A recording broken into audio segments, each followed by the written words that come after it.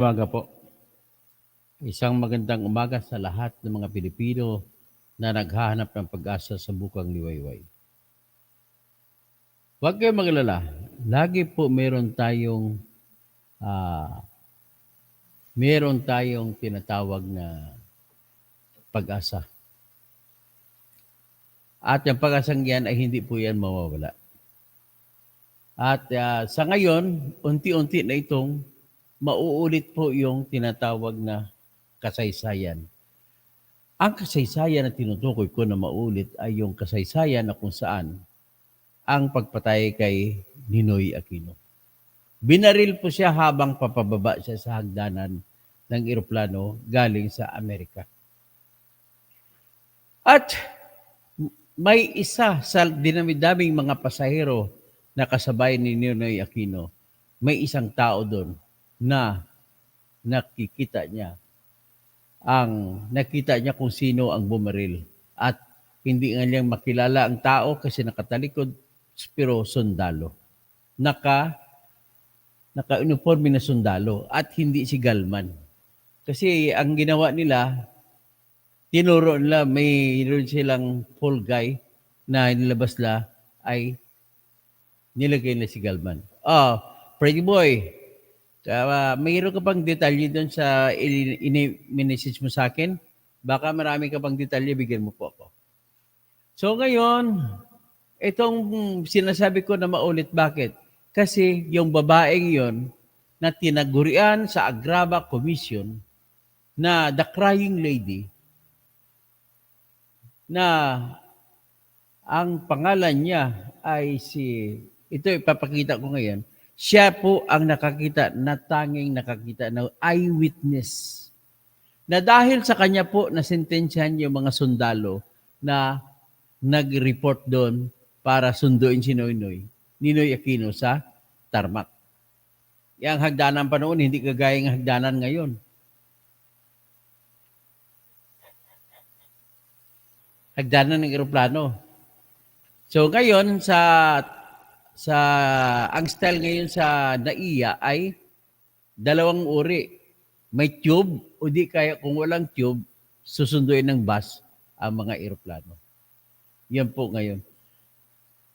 Dati, sa pagdating ni Ninoy Aquino, ay bumaba siya. Nakasunod sa kanya yung babae na pakilala sa kanya na ang pangalan ay the name, ito po siya. Ay habang pagtapos sa pakilala, ay kung uso ngayon cellphone nung araw, nag-ano pa sila, nag-selfie. Pero ito, sumunod siya, wala silang iniisip na dahilan na may masamang mangyari. So pagbaba, sunod-sunod, ayun na. Bang! Patay si Ninoy Aquino. Yun po ang nangyari doon. Ngayon, bago ko i-shoot itong video na to, ang nais ko lang sabihin ay si Marcos Sr. noon ay nag-organisa siya ng Agraba Commission. Wala siyang pakialam. Hindi siya natatakot na buksan sa publiko yung Agraba Commission. Kailangan niya kasi nanghina ang pundasyon kasi maraming tao nagrarally. So ngayon, ang Agraba Commission, iyan naman po ang bumuo ng mga detalye at mga ebidensya na nag-uwi sa pagsentensya sa mga sundalo. Hindi ko nabanggitin ang mga pangalan ng sundalo. At least sentensyahan sila. Hindi lang nalaman, hindi lang natukoy hanggang ngayon kung sino yung nagpapatay. May sinasabi nun na si Imelda Marcos nagpapatay. Maraming nagsasabi na hindi si Marcos ang nagpapatay, na si Kwan. Kasi nga, ang katwiran, matalino si Marcos. Hindi siya magpapatay kay Aquino kasi alam ng mga tao na kung siya, malalaman talaga. So anyway, nakasakay noon sa China Airlines si Ninoy Aquino. August 21, 1983. So kasama niya sa loob ng aeroplano yung kinagurian na the crying lady Rebecca Quijano nag-iisang sibilyan na babae na tumistigo para malutas ang tinatawag na Ninoy Aquino assassination. At nauwi po yan sa pagsintensya sa mga sundalo.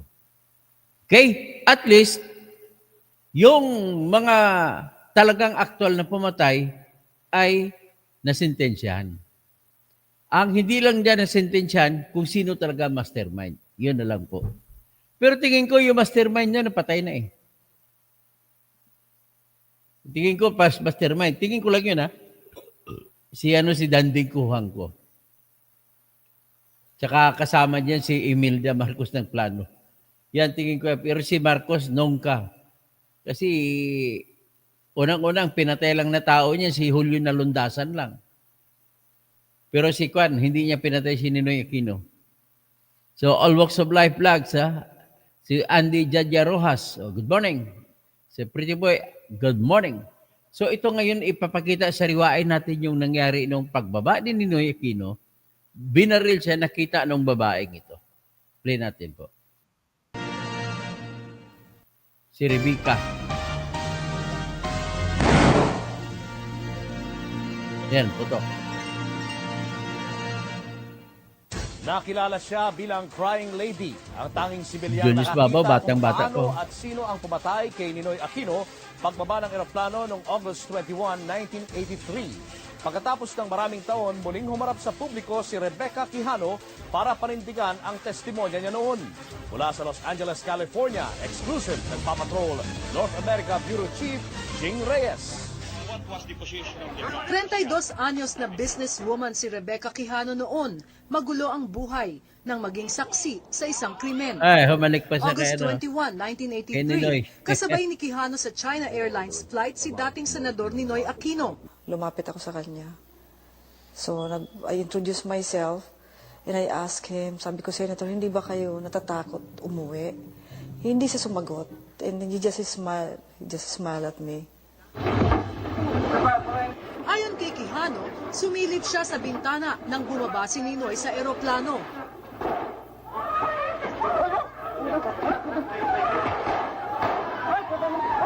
At doon niya nakita na binaril ng isang sundalo ang dating senador.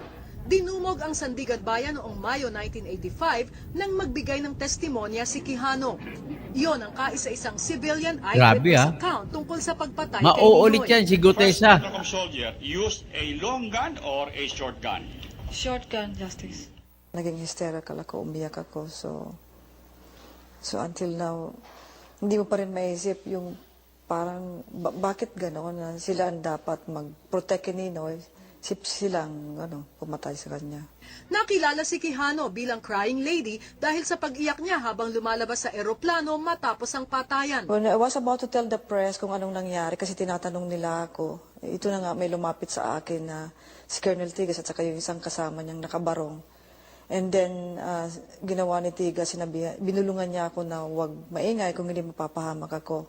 So that's the time ako nakaramdam ng takot na sabi ko, delikado pala na yung nakita ko. May mga dating kaso ang crying lady. Noong dekada 80, nakulong siya sa Hong Kong at napasok pa sa mental hospital. Disyembre 1984, inaresto siya ng NBI sa kasong panloloko. Sa huli, nakumbinsi rin siya na tumestigo sa korte. Talagang i-discredit nila yung testimony ko. What I told the court, I said, Your Honor, even if I'm the worst person in the whole world, what I saw won't change that it was the soldier who shot Ninoy Aquino. Nag-asawa si Quijano noong 1997. Nagnegosyo sa real estate at nanirahan sa Los Angeles, California. Ngayon, 57 anyos na siya, diborsyada at may 3 anak. Marami ang nagbago sa buhay ni Rebecca Quijano dahil sa kanyang naging mahalagang papel sa kasaysayan. At matapos ang 25 taon, hindi pa rin nagbabago ang kanyang paninindigan. Jing Reyes, ABS-CBN News, Downey, California.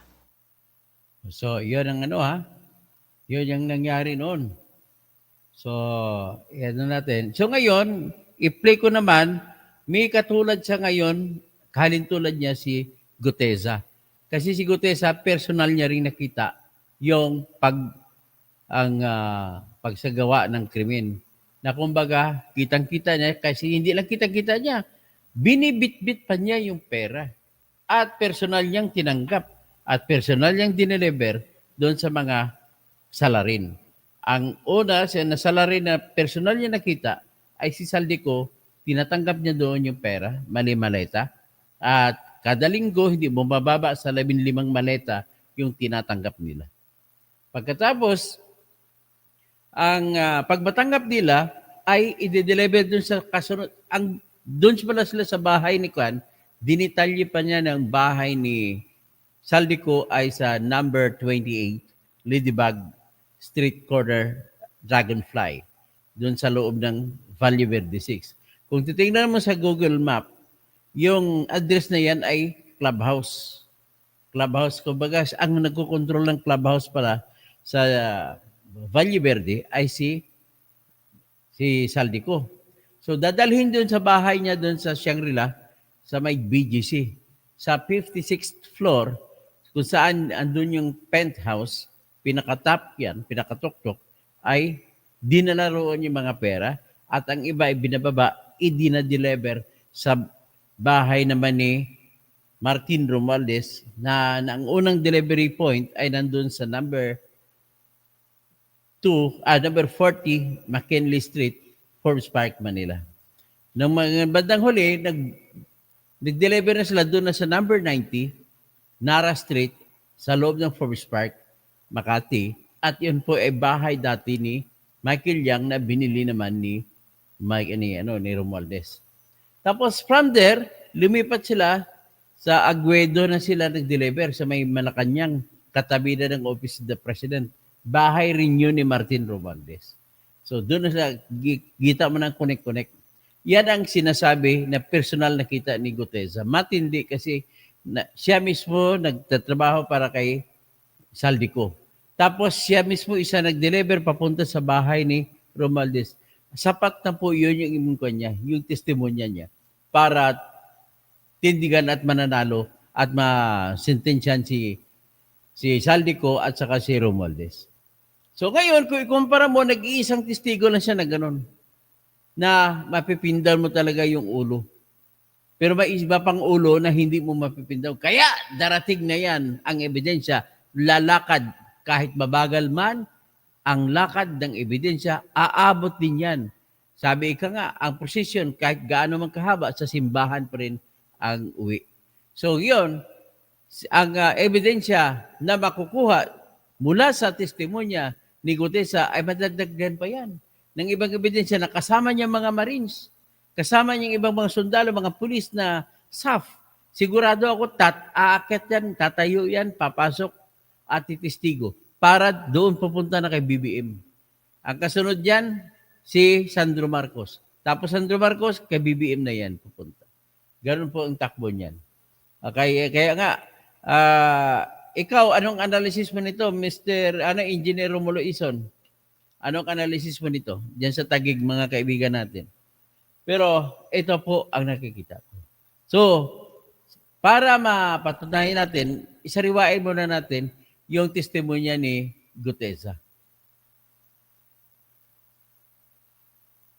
At hindi na bali yung tinatag na affidavit, wala yun. Ang matatanggalan pa lisensya yung abogada na nagsabi na pinikipirma niya. Ay, buhay. Ito, pinisenta si ni Dante Marcolita. Okay, you may call him. Mr. Chair, I'm calling Mr. Orly Regala Gutesa para po humarap sa atin. Mr. Gutesa, kayo po ay umupo dito sa may gitna. Pakibigyan mo ng copy si Mr. Chair. Bigyan mo si Chair. Mr. President. Bigyan mo si Mr. President.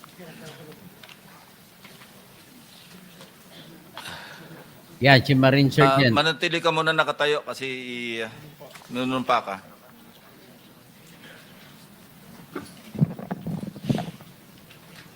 Raise your right hand. Yeah. Do you swear or affirm to tell the truth, the whole truth, and nothing but the truth in this proceeding?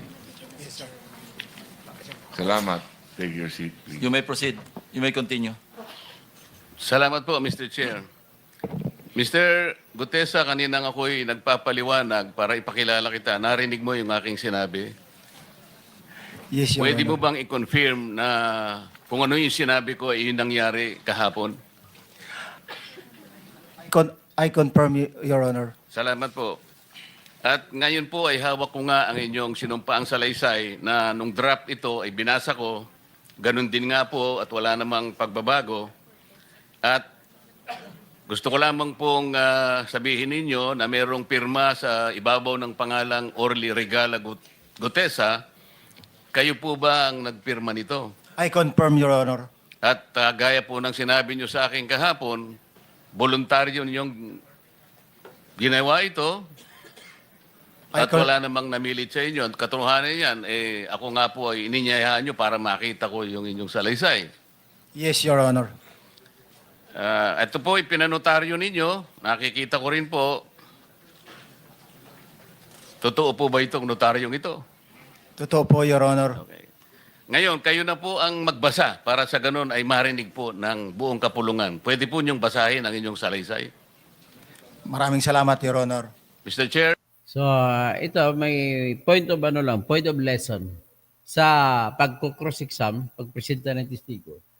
Actually, bawal yung, pag ikaw nagpresenta, bawal yung tanongin mo yung sarili mong testigo na ng mga tanong na ang sagot ay oo o hindi. Bawal yan. Kasi parang tinuturuan mo yung testigo. So para alisin yung testigo, ay dapat open-ended ang tanong. Sino pangalan mo?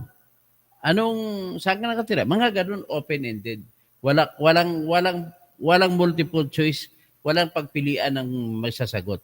Pero anyway, pwede naman yan, basta preliminary lang, mga pasakalye na mga tanong, pwede pa. Kagaya kanina, pasakalye na tanong ni Marcoleta. At ngayon, hinayaan niya na ngayon si Gutesa na magkwento. Okay? Ganun po yan. Para lamang, kung ganun ang kwento, ibig sabihin, mas matibay ang tingin sa lakas ng testimonya ng testigo. Can he proceed? You may proceed. Ako po'y nagpapasalamat sa pagkakataong ito.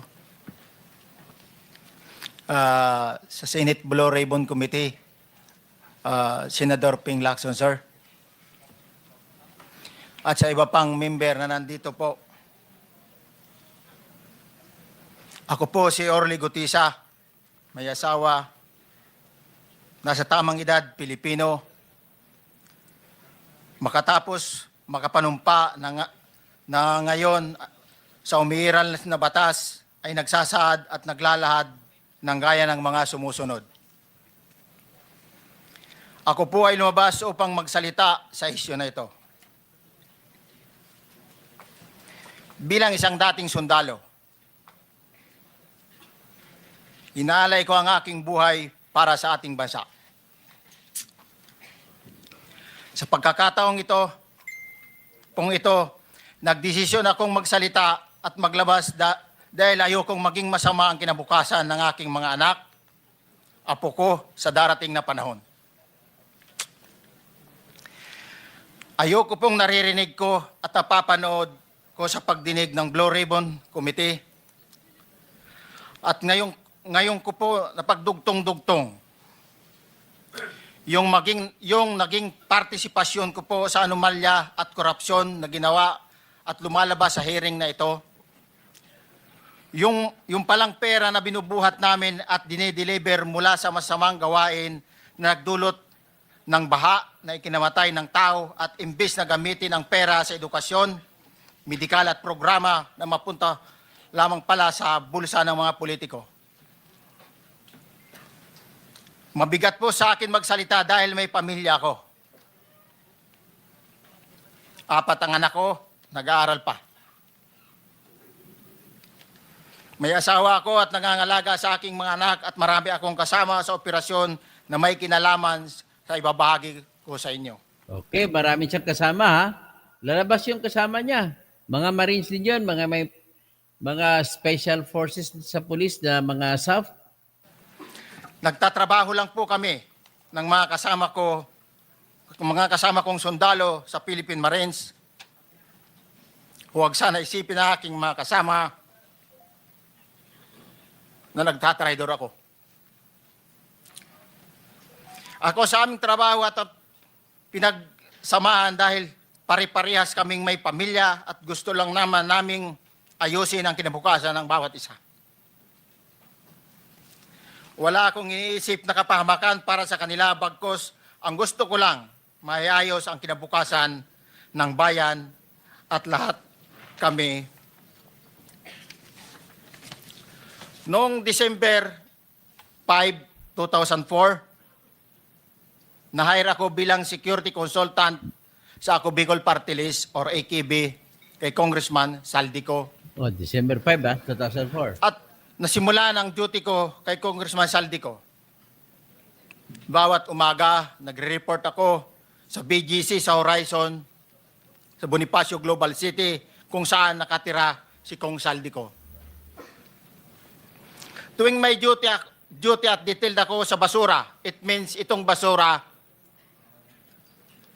ito yung Pera. box ng pera na pinag-uusapan natin sa kasalukuyan. Mr. Gutesa, mag-stick ka lang sa binabasa mo. Huwag ka nang nag-a-adlib. Kung ano yung nandito, basahin mo lang. Yes, Your Honor. Tuwing may duty detail ako sa basura, pumupunta kami sa 28 Ladybug Corner, Dragonfly, Valle Verde 6, Pasig City. Tagabuhat lang ako ng malita ng basura. Ang ibig sabihin ng basura ay malita na may lamang pera. Ang bawat malita ay may lamang humigit kumulang 48 million pesos.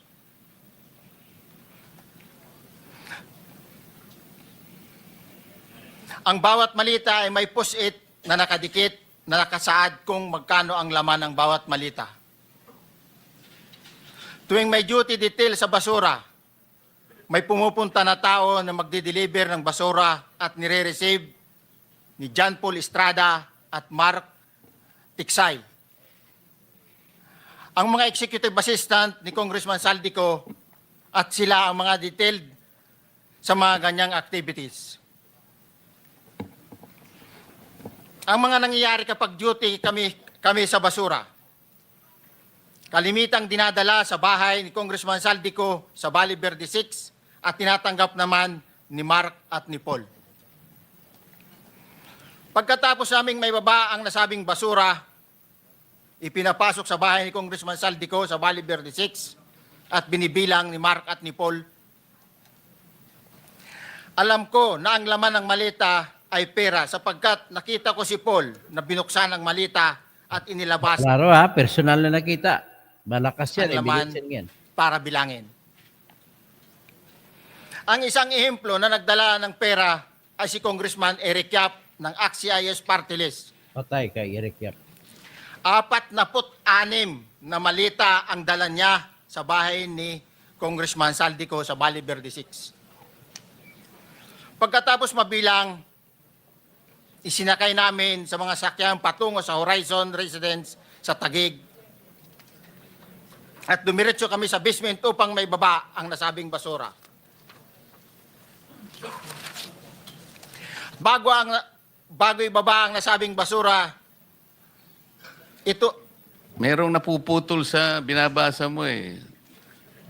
Huwag kang magmadali. Huwag kang magmadali. naputol na, Ulitin mo yung paragraph 20. wala na akong, hindi ko makita na, Hindi naman kaya putol na siya. kaya.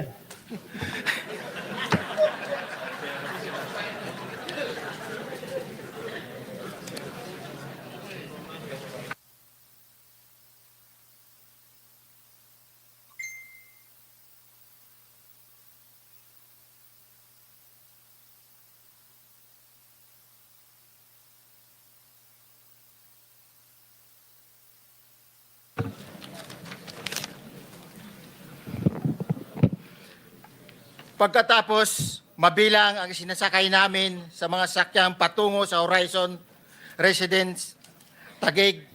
Pagdating sa Horizon Residence, dumidiretso kami sa basement upang maibaba ang nasabing basura at dalhin sa unit ni Congressman Saldico sa 56th floor sa nasabing lugar kung saan siya nakatira. Yan Bago ibaba ang nasabing basura, ito ay bawas na. Halimbawa, nag-akyat kami ng 46 na malita. Ibababa lamang namin ay 35 malita para i-deliver sa bahay ni House Speaker Martin Romualdez sa 42 McKinley Street, Taguig. Ang labing isang malita ay naiwan sa taas ng 56th floor sa Horizon Residence. Humigit kumulang 3 bisis ako mismo ang nag-deliver ng basura sa bahay ni Congressman Saldico, sa Horizon Residence at sa mga bahay ni Speaker Romualdez sa 42 McKinley Street, Taguig. Patay ka, Martin ka. Mas maraming pagkakataon na nagde-deliver kami ng basura sa bahay ni Speaker Romualdez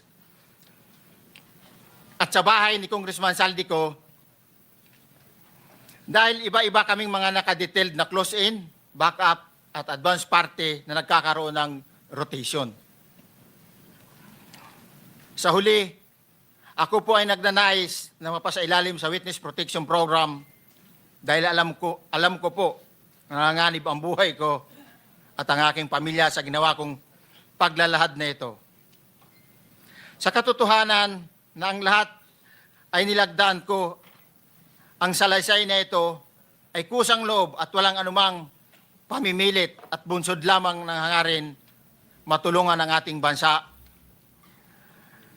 Ito po ay nilagdaan ko, Your Honor. Thank you, Orly. Ayan. Before you proceed, meron lang ako papakitang litrato sa iyo. No?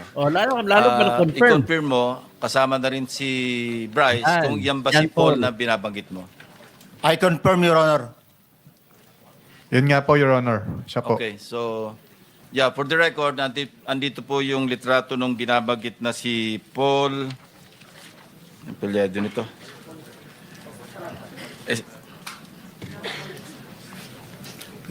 John Paul Estrada, hindi ba? Yes, Your Honor. Oh, sige. Thank you very much. You may continue, Senator Marcoleta. Thank you, Mr. Chair. Mr. Gutesa, dito sa iyong paglalahad ay gumawa ka ng isang paghalimbawa. Inihalimbawa mo si Congressman Eric Yap, ngunit isang tagpo lang yun eh. Ikaw ay na-hire ni Representative Saldico, sabi mo rito, ay December 5, 2024 pa. Yes, Your Honor. Sa pagkakaalam mo, mga ilang beses kayong gumagawa ng bagay na ito. Ibig sabihin, yung pagdi-deliver ng pera, sa natatandaan mo, gaano kadalas ang pagdi-deliver? Kasi ang ginawa mo kanina ay isang example lang. Pwede mo bang ipaliwanag? Your Honor, minsan kasi pag-duty kami, ang actual ko na delivers talaga sa bahay ni Congressman Romualdez is 3. Tapos pag may duty kami, nagkakaroon ng detailed. Minsan namumonitor ko doon sa group chat namin, may basura tayo deliver. Minsan namumonitor ko siya is 3 times a week ang delivery doon sa Forbes, sa bahay ni Kong Romualdez. Yung pera minsan nanggagaling lang doon sa Horizon sa taas, ibinababa. Tapos may detail lang na tao, namumonitor ko naman sa GC namin. Kaya nalalaman ko yung movement ng tropa, kung ano yung sinasabing basura ng delivery. Your Honor. So yung delivery o yung movement ng tropa nagaganap average 3 times a week. 3 times a week, Your Honor. Nagsimula noong December 2024. Yes, Your Honor. Hanggang ngayon ba ay naglilingkod ka pa kay Representative Saldico? Sa kasalukuyan po ay nag-resign po ako noong August 5, itong taon po na ito. So, maliwanag ba ang ibig mong sabihin para sa kapulungan ito ay nag-a-average ng 3 beses sa loob ng isang linggo ang pagdi-deliver ng pera kay Representative Saldico at tuloy-tuloy naman doon sa bahay ni former Speaker Martin Romualdez sa ganong rate, ganong beses, 3 beses sa loob ng 1 linggo. Yes, Your Honor. Magmula December 2024 hanggang ikaw ay mag-resign noong August 2025, this year. Yes, Your Honor. Mr. Chair, Senator Marcolita, short Yes. interjection. With the permission of Senator Marcoleta. Thank you, may proceed. Mr. Chair. May maibigay ka ba na pangalan? Kasi ang sinasabi mo lang ngayon, as far as you're concerned, during ikaw ay nagdo-duty, nagro-rotation basis yung duty. So pag wala ka, absent ka, iba ang nagdo-duty, iba rin ang nagtatanggap sa pera at nagdi-deliver. Am I correct? Senator De La Rosa, may I just remind you na isang follow-up. Pero kung gusto mo ituloy at pahig si Senator Marcoleta, naka-charge sa oras niya, yung mga susunod na tanong. Okay? Oh, okay lang. Okay lang. Sige, boss. May- Nangiram meron lang pa naman namang- ako sa iyo. Go ahead. Meron ko pa namang 4 na minuto pa mahigit yan. Yes, sir. So, sige. Very quick lang. So, pag hindi ka duty, may ibang nag-deliver ng pera kay Saldico at kay Speaker Romualdez. Pag nangyayari yan, sir, pag hindi ako duty, may makadetail talaga sa basura na yan. Pero ang authorized lang na mag-deliver at mag-receive niyan is yung 2 tao na binanggit ko, which is John Paul Estrada and Mark Tiksay. Okay. Thank you, Mr. Chair. Thank you, Senator Marcolita. Mr. Gutesa, sa panig ng pagdi-deliver sa bahay ni former Speaker Martin Romualdez, sinong tao ang nagre-receive? Sa mga ganun, sir, ang may contact, Your Honor, is yung si Paul at si Mark lang ang may contact doon sa receiver. So pagdating doon, nakabukas na yung gate doon sa Forbes, pumapasok na lang kami. Then pag nabuhat na namin yung mga malita na ibaba na, so lalabas na kami. Wala na kaming basta may deliver lang namin yung mga basura doon sa bahay, wala na kaming noon, Your Honor. Alin-aling bahay Yung ang 42. pinagdi-deliveran mo sa panig ni former Speaker Martin Romualdez? Yes, Your Honor, yung 42, yung dito sa may Forbes Park. Yun lang? Wala nang iba? Mayroon pa yung bago nakaraan doon sa 19 Nara, yung dating bahay ni Michael Yang. Sa pagkakatanda mo, mayroon pang ibang lugar na kung saan nagdi-deliver kayo? Sa Aguado, dyan sa Malacanang. Aguado? Excuse me, Senator Marcoleta. Sino Michael Yang? Yung dating sa Pugo yata yon. Sa? Yung dating sa Pugo. Yung Michael Yang. dating bahay ni Michael Yang. Dating bahay. Yes, Your Honor. Okay, thank you. Ibig mo sabihin, nabili ni Speaker Martin yung bahay ni Michael Yan? Allegedly, Your Honor. Pero paano mo alam na bahay ni Speaker yon? Kasi doon na nagde-deliver yung tropa nung hindi na nagde-deliver doon sa 42, Your Honor. Ngayon, sinasabi mo meron kayong chat. Nagagamit mo yung chat para ma-monitor mo yung rate ng delivery at kung sino-sino yung nagdi-deliver? During the time nung nandun pa ako, Your Honor. Mr. Chair, salamat po at baka meron po pong Thank you. gustong Yeah, itanong ating may mga kasama. papakita pa ako isang litrato pa, no? Identify mo lang siya. Sino yan? Mark Tiksay, Your Honor. Meron pa ba nakakakilala sa kanya bukod sa'yo? Dito? Wala. Nabanggit kasi ni Engineer Alcantara rin dito eh. Sa salaysay mo noong September 23, sinasabi mo, hindi ko po siya na-meet during pagdadala. Ang tao niya po ay may alias lang na Paul at Mark. Na-meet mo ito si Mark, Engineer? Sa Valle Verde po, once lang po. So, kinukonfirm na si Mark Tiksay ito? Mark po and Paul, karaniwan po ng... Okay. Thank you. Thank you, Senator Marcola.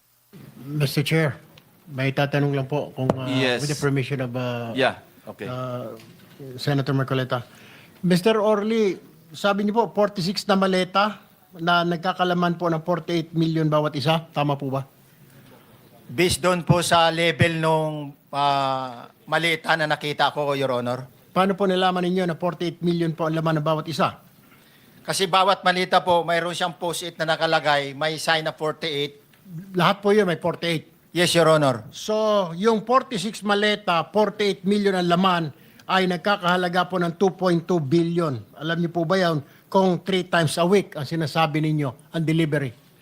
Based sa my experience, doon lang ako naka-experience ng 46 nung time na yon, Your Honor. Hindi naman po every week or monthly ito. Yes, Your Honor. So at one point, yung 46 na maleta, 48 million ang laman, 46 times 48 million ay 2.2 billion. Excuse me, Senator Marcoleta, paubaya mo na sa kanya yung oras na naiwanan mo, now 1 minute. Isang tanong niya lang. Sige, okay. 2.2 billion. Ganun po yung multiplication eh. Siguro, Your Honor, yun ang lumalabas. So one time lang po ito. One time lang po, yung time ko lang yan, nung panahon na na-identify ko si Congressman Yap, Your Honor. Alright, maraming salamat po. Thank you. Yung paghalimbawa mo, kaya mo ginawa, dahil yun ang pinakamalaki. Yes, Your Honor. Pero pangkaraniwan, dahil 3 times a week, mga ilan sa tingin mo yung karaniwang na i-deliver? Ilang maleta? Usually, pag nanggagaling na sa Horizon, na idine-deliver na doon sa Forbes, minsan mayroong 15 or kaya 18 ang malita. Pero yung malalaking malita yon na nagre-rate yung bawat malita, minsan mayroong 48, may 50. Sa mga tweet, Mr. Gutesa, pangkaraniwan, 15 to... 15 to, Your Honor? Yun ang average, pangkaraniwan. Yes, Your Honor. Yung nabanggit mong nabigla ka sapagkat malaki, 48, yun lang kay Congressman Eric Yap. Yes, Your Honor. Yun ang time na nakita ko talaga yung ganun kabalk Okay. yung balita na yun, Your Okay. Honor. Mr. Chair, payagan niyo sana akong magtanong lang ng isang tanong kay Mr. Diskaya. Mr. Diskaya, naalala mo, nagkaroon ka ng supplemental affidavit na binasa mo dito. Medyo mahaba pa nga di ba? Naalala mo yung nakaraan? Ito yung supplemental affidavit mo. Yes po, Your Na Honor. may petsang September 23, 2025. Ito yung nakaraang hearing natin. Yes po, Your Honor. Napansin ko kasi nung pinakinggan ko tiningnan ko sa ating transcript, parang hindi mo binasa yung paragraph 30 na kung saan binabanggit dito yung DPWH Region 1. Chinek ko talaga kaninang umaga, nirecheck ko uli, hindi nasama sa binasa mo ito. Ano ito, nagkamali ka lang o... Your Honor, talagang hindi ko po nabasa dahil masyado na pong mahaba yung ano ko. Yung binabasa ko po. Hindi nga, sabihin mo na nagkamali ka lang, hindi mo sinasadya. Hindi po sinasadya. Pero dito po, wala rin po eh. Hindi nakasulat. Baka nakalimutan pong ilagay, kaya hindi ko po nabasa. Tsaka pinatigil po ako doon sa... Nakatigil... ito, sorry. Nagkamali po ng page. Ito po, 30 po sa Region 1. Meron pala. Oo nga, nandito yung paragraph 30, DPWS Region 1. Yes po, Your Honor. Pero nung checking ko yung transcript, hindi mo binasa ito. Opo, yes po, Honor, kasi mahaba na po. Hindi, nabasa mo yung 31 hanggang 37. Eh. Ito nalaktaban mo yung 30. Kaya lang ako nagtataka, kaya tinatanong kita, sinadya mo ba to o nagkamali ka lang? Hindi po, Your Honor, kasi napatigil na po ako noon nung... Hindi nga, sagutin mo, nagkamali ka lang. Hindi po, Your Honor. Hindi po ako nagkamali. Ano nga? Sinadya mo?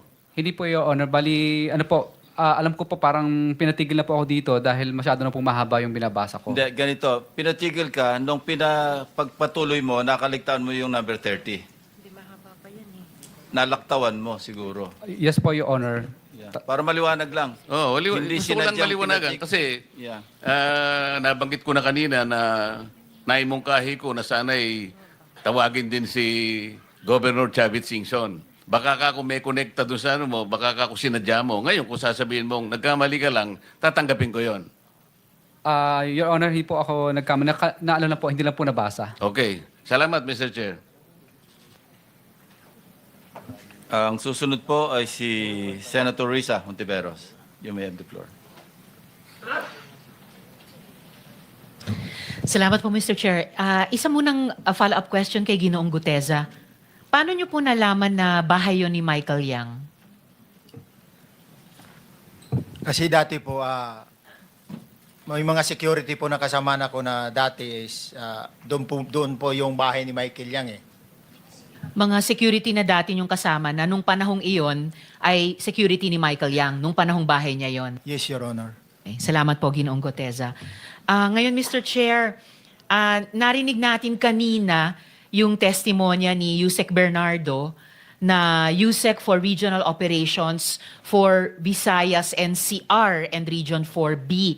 So, hindi na po nakakagulat kung yung modus operandi nila sa Bulacan ay ginagawa rin sa ibang lugar na sakop niya. So, tuloy ko po yung pagtatanong tungkol sa ghost projects dito sa NCR, particular sa Quezon City.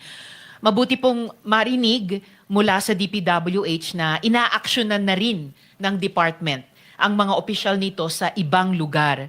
Kasama sina NCR Regional Director Gerard Opulencia at sina QC District Engineers Johnny Protesta at Arturo Gonzales. Gusto ko pong balikan yung mga questionabling drainage rehabilitation project na ito sa barangays Tatalon at South Triangle sa Quezon City na lampas 100 million pesos ang halaga at parehong JJPR Construction ang gumawa. So ito po yan ulit. Nung Martes, inamin ni DE Protesta na ang ginawa lang dyan ay painting at declogging. Meron pa daw manhole repair. Ibig sabihin, ang gastos lang ay pintura, labor, at equipment na ginamit. Pero 100 milyon ang preso. Si DE Protesta, nandito po sila ulit. Ano po? Yes, sir. Pakiupo para may follow-up questions ako sa inyo. Magpatuloy po.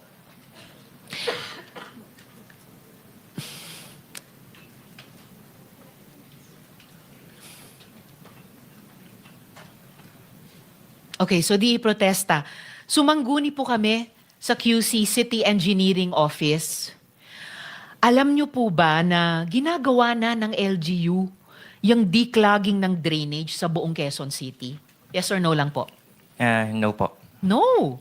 Wow, unbelievable. Sa katunayan, DE Protesta, sa estima nila ng QC City Engineering Office, 20 million pesos lang ang ginagastos nila para sa declogging, para sa lahat ng mga distrito sa QC sa buong taon. Hindi minsan. Magtataka ka talaga tuloy paano inabot ng 110 million itong dalawang proyektong ito. Di Protesta, nasa na po yung program of works para sa mga proyektong yan? Kasi hiningi po sa inyo tapos wala kayong maibigay noon. Dala po namin ngayon, Madam Chair. Paki-submit po sa aming komite sa pamamagitan ng aming chair. Dahil palagay ko mapapatunayan yung totoo yung sinabi ng QC City Engineering Office at mapapasinungalingan yung sinabi mo sa amin. Pakisumite po yan sa komite ngayon within this hearing. Dala ko po. DE Protesta, sabi rin po ng QC City Engineering Office, pag sinabing rehabilitation of drainage, ang ibig sabihin ay huhukayin ang lupa, mag-i-install ng tosang o yung reinforced concrete pipes at saka ire-restore ang semento. Ang ganyang project, nasa 20 million pesos ang halaga, pero halos buong budget ay nasa tosang at groundworks. Kayo nga po yung nagsabi noon na wala kayong ganyang ginawa. So, kaya nyo bang harapin ulit ngayon ang Blue Ribbon Committee at sabihin sa amin, mata sa mata, DE Protesta, na walang mali sa proyektong yan? Actually, nabanggit ko nga po nung last hearing po na may dupa naman po yan, may plano rin po. Isasabit naman po namin sa inyo. Nandiyan na po ngayon. Yung para pwede naman po ma-review. Nandiyan din po attach yung mga accomplishment. Pero kino-confirm nyo yung sinabi nyo sa amin dati na walang groundworks ang ginawa, walang paghuhukay, tapos pag-aayos ng semento pagkatapos. Actually, ang scope of work po nung drainage rehabilitation is replacement of manhole, replacement of existing steel grating, then repair po ng mga existing damage manhole, and then po yung declogging ng buong barangay po, yung kung ano man po yung scope of work na nandun sa may plano po. Nandun naman po lahat, ma'am. Pero walang paghuhukay at pag-aayos ng semento pagkatapos na karamihan ng groundworks at gastos sa rehabilitation of drainage na sinasabi ng QC City Engineering Office. Yes po, as per program po, as per plan po, wala pong, hindi po kasama yung excavation works and ng RCCP, wala pong excavation.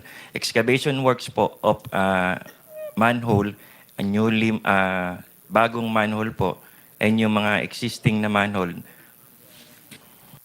At yung mga excavation na yon ay sinabi ng QC City Engineering Office. Yan ang karamihan ng trabaho at gastos para sa totoong drainage rehabilitation sa lahat ng distrito sa Quezon City sa isang buong taon. 20 million pesos. Hindi aabot ng 110 million pesos para sa minsanang rehab kuno ng 2 proyekto lang. Ito pa, isang klase ng lokohan ng DPWH-QC. Imbis na flood control project, flood enhancement project ang ginawa. 3 pumping stations. May 3 pumping stations na ginawa sa taas ng creek. Tingnan natin ito sa Matalahib Creek. Gawa ulit ng St. Timothy Construction. Kaya mamaya itatanong ko din sa mga diskaya. Ang halaga nito, tumataginting na 350 million pesos. Ito po yan. Yung creek po na malapit lang sa Araneta Avenue, malapit po sa mga punerarya. Ayon sa reklamo ng mga residente, Mr. Chair, at kinumpirma din ng pag-aaral ng QC, City Engineering Office muli, pinalala pa nito ang baha sa area. Kasi ang disenyo ng proyekto, dapat ipump ang tubig mula sa creek palabas sa ilog, San Juan River. Pero ang ending, naging harang pa. Yang 3 pumping station, naging harang sa pagdaloy ng tubig palabas sa ilog. Kung walang pumping station sana dyan, di iprotesta, malaya ang tubig palabas. No? Pero dahil hinarangan po, lalong lumala ang baha. May paghahambing pa po kami dito. Comparison ng rainfall intensity. O yan. Bago nung itayo yung mga pumping stations na iyan, sa 57 millimeter na ulan, 0.2 meters ng baha ang lalim. Pagkatapos ng 3 pumping stations na yan, sa 19 millimeters lamang na ulan, 4 o 3, isang kapat o isang katlo lamang, 1.50 meters. Halos times 10. So bago ang proyekto, kahit malakas ang ulan, konti lang ang baha sa lugar. Pero pagkatapos ng proyekto, 1/3 ang lakas ng ulan, pero times 20 ang taas ng baha. Pinalala ang baha sa Araneta Avenue at umabot pa ngayon hanggang pa sa Banawe. Nangurakot na nga sa proyekto, gaya ng pinatutunayan nung sinabi ng QC City Engineering Office sa amin, pinala pa ang perwisyo sa tao at ang contractor niyan walang iba kundi ang St. Timothy. So Mr. Chair, di iprotesta, jurisdiction rin po nyo iyan. Ma'am, hindi po under Hindi. ng Quezon City Second po. Na kanino? Under Engineer Gonzales po, under Quezon City First District Engineering Office. Andito rin po ba si Engineer Gonzales, Mr. Chair? Ako po Kayo po? Sir, nakapanumpa na po kayo nung nakaraan? Opo, Your Honor. Okay. So jurisdiction nyo itong 3 pumping station, Yung isa lang po ang yung isa, aming in-implement yan, yung Matalahib. Matalahib. Sino po ang may jurisdiction dun sa 2 pa? Yung 2 po ay Senator Risa, just to remind you, Yes, Mr. Chair. tapos na pulo pala yung ano niya. Pero sige lang, we'll give you an extra 1 minute. 1 minute more. Salamat, Mr. Chair. Yes, Engineer Yung Gonzales. 2 po ay sa Gonzales. aming regional office po, NCR. All right. Nandito rin si NC Regional Director. Upo ulit dito. Andito ba siya? Well, absent nung nakaraang hearing, pero ang sabi sa amin, darating sila ngayon. Andito po ba sila? NCR? Parang hindi ko po nakita. Okay, Your Honor. para dun sa Matatalahib, kayo rin nag-approve ba niyan? Kami Yes or po, no? kami po yung nag-implement ang Quezon City First District Engineering Kayo Office nag-implement. Kayo rin po, Sir Gonzales, ang nag-approve ba? Tama po ba? paano po, Your Honor, yung nag-approve ba? Sir naman, napakasimpleng salita. Nasa ilalim ng jurisdiction nyo yung pumping station sa Opo, Matalahib kasi Creek. po, Engineer Gonzales. Madam po, kasi ganito po. Ito po ay sinumulan noong July 2024. Ito pong proyekto na ito. At ako po ay na-designate as District Engineer ng Quezon City First nung pong September 2024. So sino po yung district engineer nung July 2024 at nag-approve sa Matalahib Creek Pumping Station? Noong time pong iyon si D. Eloy Dabusa po yung DE Loida Busa po. Busa. Parang narinig ko rin yung DE Loida sa mga diskaya kung hindi ako nagkakamali. Andito ba ngayon si DE Busa, Loida Busa? Wala po siya, Wala. Your Sige, Honor. paimbita ko na lang sa susunod na hearing kung maaari, Mr. Chair. Balikan ko na lang po yung Quezon City, Mr. Chair, sa susunod na round, bukod po dun sa mga ibang DPWH officials. Salamat po, Mr. Chair. Thank you, Senator Risa Antuberas. Mr. Chair, before the next, okay lang. Yes, Senator JB. Si Congressman Tiangco is available, but can we ask the Secretariat to give him a call so that he can come? Okay. Thank Yeah. you. Attorney Kimbo, pwede bang tawagin natin si Congressman Toby? Para lang, ayaw niya lang masabing epal siya, so pwede rin imbitahan natin, maski by phone. Senator Win is recognized. You have 7 minutes. Maraming salamat, Mr. Chairman. Meron ho tayong representative ng COA. Understand, meron tayong representative from COA. Nandiyan ba siya? Or anyone from COA? Nasaan po yung taga-COA?